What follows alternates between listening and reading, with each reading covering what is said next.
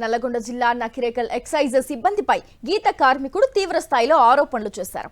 Excise సిబ్బంది తన వద్దకు వచ్చి కళ్లు తాగి బాటిల్లో కళ్లును బలవంతంగా నింపించుకుని తీసుకెళ్లారని ఆవేదన వ్యక్తం చేశాడు కప్పల రామ్మూర్తి.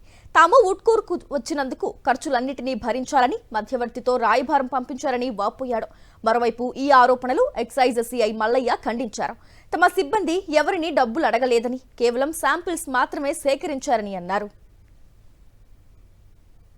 పోయి చూస్తాం ఎట్లుందంటే ఇట్లా ఉంటే ఒక లోడ పోసినాక బాటిల్ పోయి షాంపిల్ తీసుకుపోవాలన్న.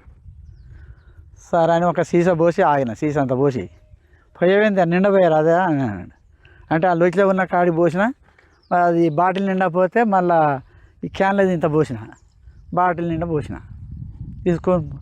తీసుకుపోయారు.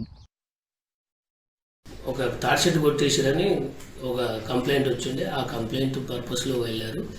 రెగ్యులర్ చెకింగ్లో భాగంగా కళ్ళు చెక్ చేయడం జరిగింది, శాంపిల్ తీయడం జరిగింది కెమికల్ రిపోర్ట్ కోసం. అందులో భాగంగానే కళ్ళు తీయడం తప్ప గీత కార్మికులు ఎవరిని బెదిరించడం అవన్నీ ఉట్టి నిరాధారమైన ఆరోపణలు, వాటిల్లో నిజం లేదు. గీత కార్మిక సంఘాలు కానీ వారి యొక్క సొసైటీ అధ్యక్షులు కానీ ఎవరూ కంప్లైంట్ చేయలేదు. ఎవరు అన్నోన్ పర్సన్ సోషల్ మీడియాలో దాన్ని సర్క్యులేట్ చేయడం జరిగింది. అంతకు మించి దాంట్లో నిరాధారమైన ఆరోపణ.